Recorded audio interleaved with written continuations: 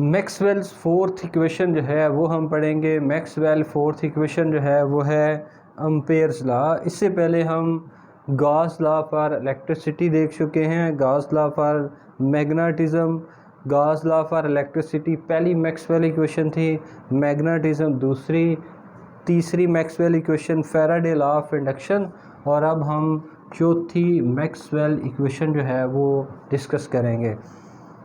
तो fourth Maxwell equation जो है वो है Ampere's law.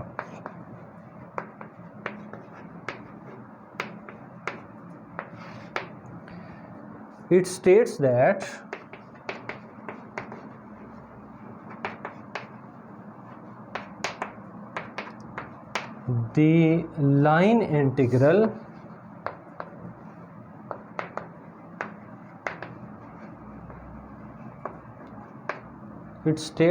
the line integral of magnetic field around a closed path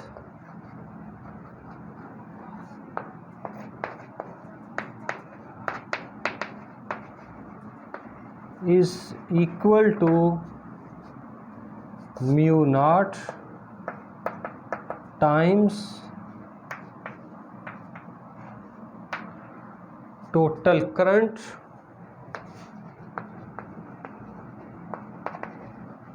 enclosed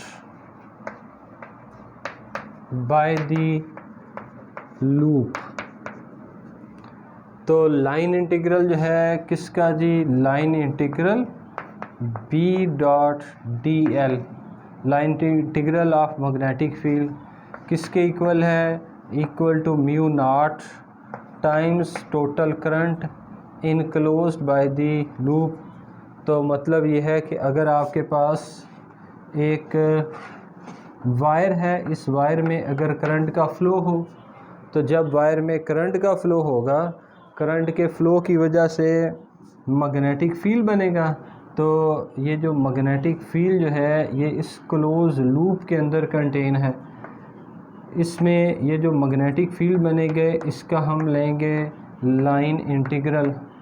तो स्मॉल एलिमेंट्स बना लेंगे, ये आपके पास डी एल, और जिस डायरेक्शन में मैग्नेटिक फील्ड उसी डायरेक्शन में हम लेंथ एलिमेंट को कंसीडर करते होते हैं, जो कि हमने एम्पेयर्स लॉ का चैप्टर जो पढ़ा था उसमें हमने इसको बड़ी डिटेल के साथ डिस्कस किया था। नाउ वी नो दैट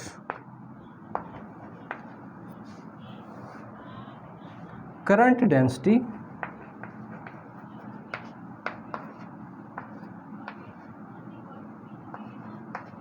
इस, तो करंट डेंसिटी जो है इसको हम J से डिनोट करते हैं, और करंट डेंसिटी जो है वो आपके पास है total current per unit area.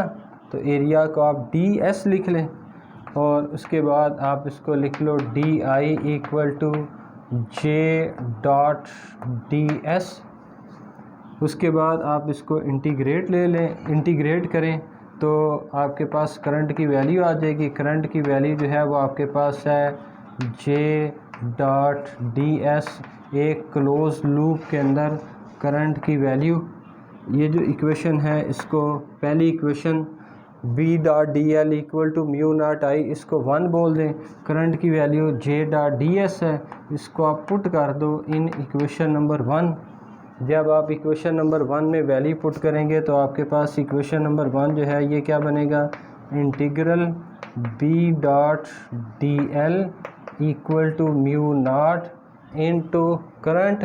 तो करंट को आप क्या लिखोगे, J dot DS,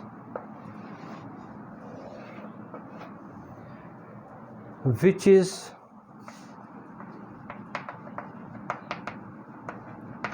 integral form of fourth Maxwell equation, which is integral form of fourth Maxwell's equation. अब हमने बनाना है इसका डिफरेंशियल फॉर्म।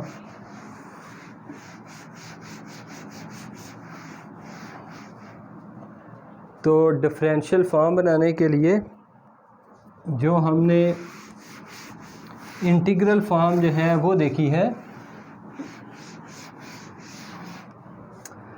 इसमें आप देखो इंटीग्रल फॉर्म, इसमें लेंथ है और राइट साइड पे जो है वो सरफेस है। तो लेंथ जो है इसको हमने सरफेस इंटीग्रल जो है इसमें कन्वर्ट करना है। तो इंटीग्रल फॉर्म जो है ये क्या है जी, closed integral B dot D L equal to mu naught integral J dot D S. इसको आप इक्वेशन नंबर 2 का नाम दें, ये इंटीग्रल फॉर्म है। Using Stokes theorem, Stokes theorem जो है ये हमें क्या बताएगा, स्टोक्स थ्योरम जो है इसने लाइन को कन्वर्ट करना है सरफेस में।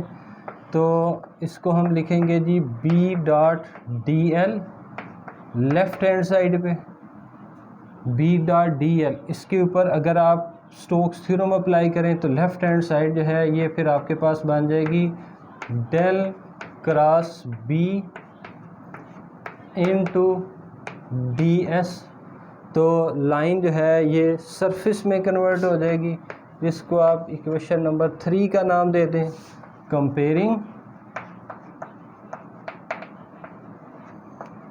Equation number 2 and equation number 3, equation 2 और 3 को आप कंपेयर करो, दोनों की लेफ़्ट हैंड साइड सेम, तो राइट हैंड साइड जो है वो आपके पास है सेम। तो closed integral del cross B into D S equal to mu naught integral J dot D S. इसको लेफ़्ट शिफ्ट करें, del cross B into D S minus mu naught integral J dot D S equal to 0। तो अब देखो ये भी integration है, ये भी इंटीग्रेशन है, इधर डी एस इधर भी डी एस। तो इस इक्वेशन को हम इस तरह से लिख सकते हैं, del cross B minus mu naught J equal to 0।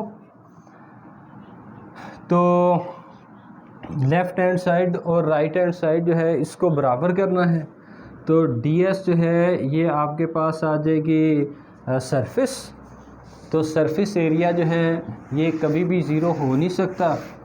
तो अगर सरफेस जो है ये आपके पास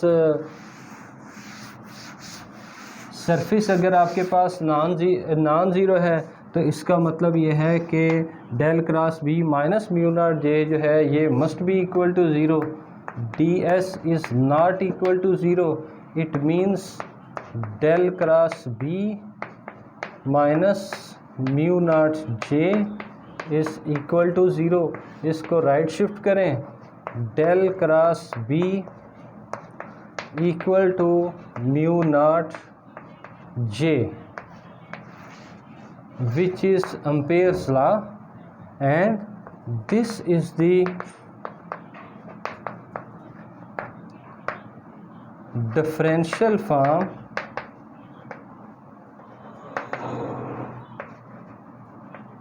of fourth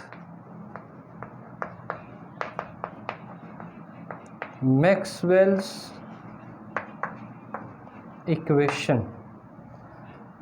तो इस इक्वेशन में बेटा एक टर्म जो है वो और आती है यहाँ पे।